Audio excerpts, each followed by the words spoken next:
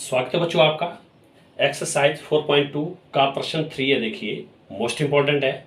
ऐसी दो संख्याएं ज्ञात कीजिए जिनका योग 27 हो और गुणनफल 182। जब इस तरह से प्रश्न आते, देखिए योग दिया है 27 और गुणनफल दिया 182। अगर योग ही दो बार या अंतर दिया हो तो तब हम पहली संख्या कुछ अलग मानते, दूसरी अलग मानते, लेकिन यहाँ पर योग हमारे पास दिया गुणन और फिर बाद में गुणनफल दिया, तो इसलिए सबसे पहले क्या करेंगे आप, दो संख्याओं का योग। देखिए इन्होंने कहा है कि ऐसी दो संख्याएं ज्ञात कीजिए जिनका योग, किनका, दो संख्याओं का योग। तो आप लिखेंगे सबसे पहले दो संख्याओं का योग, दो संख्याओं का योग, वो देखिए दिया हुआ 27। अब हमें ना तो पहली संख्या का पता है ना दूसरी का, तो इसलिए मान लो, माना पहली संख्या, माना पहली संख्या बराबर है x माना मैंने। आप कोई भी चर मान सकते हैं, a से लेकर z तक का कोई भी लेटर आप मान सकते हैं, चाहे y मानिए चाहे z मानिए, जो आपकी इच्छा है। मैंने जैसे माना पहली संख्या बराबर है x, तो इसलिए दूसरी संख्या बराबर है। देखो जब योग देते हैं दूसरी संख्या जो निकालनी, तो वो होता, देखिए योग माइनस पहली संख्या, योग माइनस पहली संख्या। देखिए योग है, देखिए 27 माइनस पहली संख्या है x, तो 27 माइनस एक्स रहेगा, 27 माइनस एक्स का 27 माइनस एक्स ही रहेगा, क्योंकि ये अचर है, ये आपका चर है। तो अब देखिए अगर आप इसको ध्यान से समझेंगे तो देखिए, मान लो रफ में मैं बता रहा हूं कि दो अंकों का जोड़, यानी कि दो संख्याओं का जोड़ मैं बता रहा हूं, योग बता रहा हूं, मान लो वो है 15। मान लो दो संख्याओं का योग ले लिया मैंने 15, ठीक है। अब इसमें से जो पहली है यानी कि फर्स्ट है वो मान ली मैंने 9। क्या मान ली? 9। अब दूसरी जो निकालनी, जो सेकंड होगी, आप तो कैसे निकालेंगे, आप जो 15 है टोटल में से 9 घटाइए, तो 15 में 9 घटे 6, और इन दोनों को जोड़ेंगे तो 9 जमा 6 15 आ जाएगा।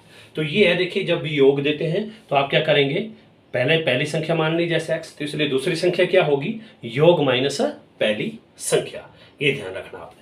अब उसके बाद सीधा ही इन्होंने क्या दिया, और गुणनफल, सीधा ही प्रश्नानुसार है,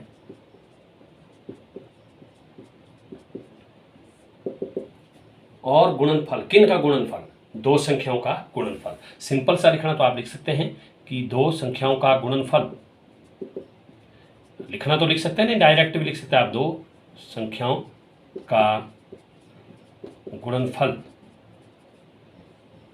तो देखिए गुणनफल दिया है 182।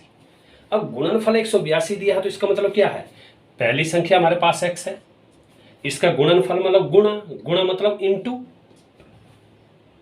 दूसरी संख्या कितनी है 27 माइनस एक्स, इनका गुणनफल जो है वो है 182। देखिए प्रश्न में ही दिया है, और गुणनफल, किन का गुणनफल, संख्याओं का, तो इसलिए दो संख्याओं का गुणनफल 182। तो ये देखिए पहली संख्या हमारे पास x है, गुणनफल मतलब गुणा, गुणा मतलब इनटू, नहीं लगाया कुछ तो वो गुणा का चिन्ह होता है, तो इनटू मतलब 27 माइनस एक्स से ब्रैकेट में क्यों रखा, क्योंकि हमारे पास यहाँ पर बीच में प्लस और माइनस है, तो इसलिए एक ही संख्या होती है, इसलिए आपने इसको ब्रैकेट में रखना है। अब सबसे पहले आप ब्रैकेट खोलेंगे, देखिए x से आप इन दोनों को बारी बारी से गुणा करेंगे। देखिए 27 गुणा x, 27 x, 27 गुणा x 27 x। अब देखिए माइनस और जमा, माइनस x गुणा x क्या हो गया, x की घात, यहाँ भी एक, यहाँ भी एक, एक एक दो, गुणा करती वाली घातें क्या होती है, प्लस होती है। ध्यान से देखिए दोबारा, ये x जो है दोनों को गुणा करेगा, 27 गुणा x 27x, माइनस यहाँ पर जमा होता है, माइनस और जमा माइनस, x गुणा x की घात 2, क्योंकि यहाँ भी एक, यहाँ भी एक, एक एक 2 हो गया, और बराबर 182 का 182।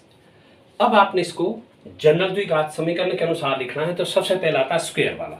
तो देखिए सबसे पहले स्क्वायर वाली संख्या, तो देखो हम लिखेंगे इसको माइनस एक्स स्क्वायर, जो चिन्ह है वही लिखेंगे, क्योंकि हम वहीं पर आगे पीछे लिख रहे हैं, हम दाईं साइड से बाईं साइड नहीं ला रहे, इसलिए आप इनको ही आगे पीछे लिख रहे हैं, तो उनका चिन्ह वही रहेगा। जैसे माइनस एक्स स्क्वायर है तो माइनस एक्स स्क्वायर, इससे पहले क्या चिन्ह है, प्लस है, तो यहाँ लिखेंगे आप प्लस 27x, और ये प्लस है तो इधर आके माइनस 182, और बराबर यहाँ रह गया 0। दोबारा देखिए अगर नहीं क्लियर होता तो देखिए सबसे पहले सबसे बड़ी घात वाला ये माइनस का, तो माइनस का चिन्ह, क्योंकि आप वहीं पर लिख रहे हैं, तो माइनस एक्स स्क्वायर, फिर इससे पहले प्लस का तो प्लस 27x। अब देखिए ये यहाँ पर प्लस का चिन्ह है तो इधर आके माइनस 182 और बराबर है 0। तो अब हम शुरू में शून्य माइनस नहीं रखते हैं, तो क्या करेंगे आप पूरे समीकरण को आप माइनस से गुणा करेंगे। तो आप लिखेंगे समीकरण को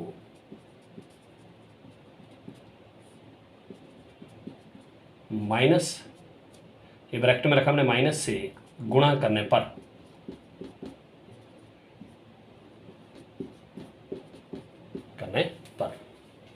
ठीक है, क्योंकि शुरू में माइनस हम रखते नहीं, इसलिए क्या करना हमने कि समीकरण को माइनस से गुणा करने पर, जब आप माइनस से गुणा करेंगे तो माइनस माइनस क्या हो जाएगा, प्लस, माइनस और प्लस माइनस, और माइनस माइनस प्लस 182 और बराबर इसका 0।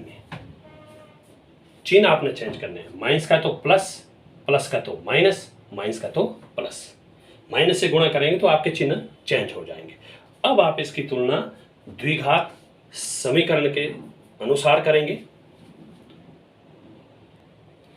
तो देखिए इसकी तुलना हम इस समीकरण के अनुसार करेंगे, जनरल द्विघात समीकरण के अनुसार X square plus B X plus C बराबर 0। तो देखिए ए जो है हमारे पास एक्स स्क्वायर से पहले ए है, यहाँ पर कुछ नहीं तो वहाँ पर 1 होता है, ए आ गया 1। बी देखिए बी आ गया हमारे पास एक्स से पहले बी, एक्स से पहले -27, और सी देखिए सी आ गया हमारे पास 182।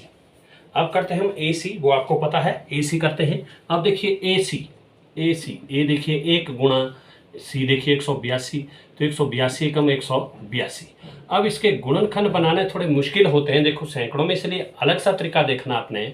देखिए जैसे इसके गुणनखंड बनाएंगे हम, इस तरह से बनाना है आपने, क्योंकि 100 से ऊपर बढ़ गए तो ये मुश्किल होते हैं बनाने, इसलिए देखिए ध्यान से देखना आपने टेक्निक। इकाई अंक 2 है तो देखिए 2 से 2 ना है 18, और 2 एकम 2। फिर देखिए 3 से जाएगा कि नहीं, 9 1 10, 3 3 9 नहीं जाएगा, इसलिए 1 जाता 7 से, 7 एकम 7, 7 ये 7 से जा रहा, देखो 7 एकम 7 और 7 21। बस अब हमारे पास 13 आपका 13 से ही जाता है। तो अब देखिए एक बात आपने ध्यान रखना, जब भी हमारे पास एक गुणनफल सैकड़ों में यानी कि 100 या 100 से ऊपर जाता है, तो हमारे पास जो है गुणनखंड दहाई में आते हैं। किस में आते हैं? दहाई में। तो देखिए दहाई का अंक 1 तो 13 आ गया, तो 13 मैंने अलग रख दिया, बाकी बच गया देखो सदुणे 14 आ गया गुणा करके, तो 14। देखो बोले इनको जोड़ो या घटाओ तो वो आना चाहिए आपके पास बी की वैल्यू के बराबर। तो देखो 14 जमा 13 4 3 7, 1 1 का 2, 27 आ रहा है, 27, लेकिन रहती बात चिन्ह की। तो अब देखिए हमारे पास माइनस का, तो ये भी माइनस होगा, ये भी माइनस, तब आएगा हमारे पास -27। तो अब आप लिख सकते हैं मिडिल टर्म की जगह कि x square minus 13x minus 14x और प्लस 182 बराबर है 0। क्लियर?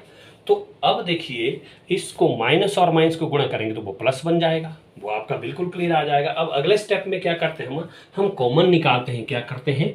कॉमन निकालते हैं। देखो पहले और दूसरे के बीच, तो देखिए एक्स स्क्वायर का मतलब क्या है कि एक्स गुणा एक्स, और 13x का मतलब क्या है, जो 13x है हमारे पास, 13x का मतलब है 13 गुणा x। तो देखिए हमारे पास कॉमन क्या है, वो है हमारे पास केवल x। तो x कॉमन है, तो पहले वाले में देखिए x कॉमन है तो क्या बच गया, केवल x, फिर माइनस का चिन्ह। अब x कॉमन है तो क्या बच गया, केवल 13, फिर आगे माइनस का चिन्ह, तो माइनस, आगे थोड़ा सा गैप दे के आपने बिल्कुल सेम वही संख्या लिखनी जो पहले आई, x माइनस 13, और बराबर करके आप 0 लिख सकते हैं। अब हमारे पास जैसे यहाँ अंक है तो यहाँ भी अंक लिखना पड़ता है। यहाँ पर 1 है, 1 को किससे गुणा करें कि 14 आ जाए, जब आप 14 एकम 14 करेंगे। देखिए क्योंकि हम 1 को किससे गुणा करें कि हमें चाहिए 14, इसको खोल के 14 आना चाहिए, तो 1 गुणा 14 बराबर है 14, यानी कि 14 से गुणा करेंगे। तो इसलिए हमारे पास देखिए अब हमारे पास कॉमन है, देखो x माइनस 13 2 बार आ रहा, तो x माइनस 13 कॉमन ले लिया, तो पहले वाले में x बच गया, फिर x माइनस 13 कॉमन है तो दूसरे वाले में -14 बच गया और बराबर है 0। तो ध्यान से देखिए x माइनस 13 2 बार आ रहा है, तो इसलिए आप कॉमन लेंगे, x माइनस 13 कॉमन आया तो यहाँ बच गया x, और x माइनस 13 कॉमन लिया तो यहाँ बच गया -14 और बराबर है हमारे पास आ गया 0। तो अब जो पहला फैक्टर है हमारे पास x माइनस 13, तो इसको लेंगे हम 0 के बराबर, तो इसलिए आप यहाँ से x का मान ज्ञात करेंगे, x बराबर है माइनस का तो पर जाके जमा 13। दूसरा फैक्टर देखिए x माइनस 14 बराबर है 0, तो x बराबर है माइनस का तो पर जाके जमा 14। लास्ट में इसलिए x बराबर है 13,14। ये तो हमारे पास x का मान आया, ये तो हमारे पास x का मान आया, लेकिन हमने x क्या माना था वो हमने ज्ञात करना है। तो इसलिए आप जो माना था उसको ज्ञात करेंगे। देखिए x हमारे पास 13,14 आ गया। तो x के माना था, आप दो तरीके से देखो, दोनों जमा का है तो दोनों लेने पड़ते हैं। नंबर है होगा आपका यदि x बराबर है 13, तो इसलिए x के माना था आपने पहली संख्या, इसलिए पहली संख्या वो था हमारे पास। देखिए x, तो x आ गया 13, तो इसलिए आप निकालेंगे फिर दूसरी संख्या।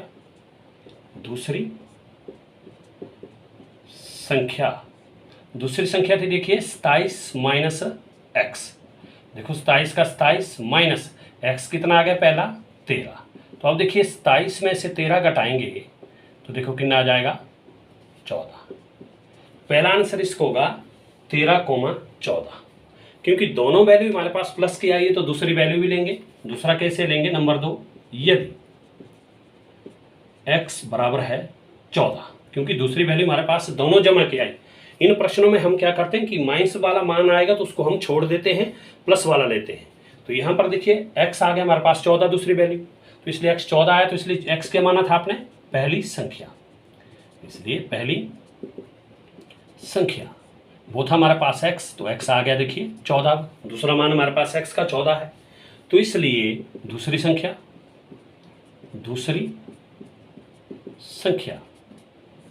तो बराबर है वो था 27 माइनस एक्स। तो देखिए 27 का तो हो गया 27 माइनस, अब x कितना है हमारे पास 14। अब आप 27 में से 14 घटाएंगे, 7 में 4 घटे 3, 2 में 1, तो ये आ गया देखो 13। पहला आंसर आपका होगा 13,14, दूसरा होगा 14,13। तो इस तरह से आप करेंगे। बार बार आपने वीडियो देखनी है। ये प्रश्न जो आपको पेपर में 5 नंबर के आते हैं, ये जो भी स्टेटमेंट वाले आते हैं 4.2 या 4.3 या 4.4 इस तरह से एक्सरसाइज में, वो आपको 5 नंबर का आएगा पेपर में। तो ध्यान से करना आपने, बार बार वीडियो देखनी है। अगर आपको वीडियो पसंद आएगी तो लाइक कीजिएगा, शेयर भी कीजिएगा और सब्सक्राइब भी कीजिए, और साथ साथ में कमेंट भी दीजिए। अगर आपको अच्छी वीडियो लगी तो अच्छा लिखिए, अगर कुछ बीच में गलतियां रहती तो उसके लिए भी आप कमेंट कर सकते हैं, ताकि हम अपनी गलतियों को सुधार सकें। Okay, thank you.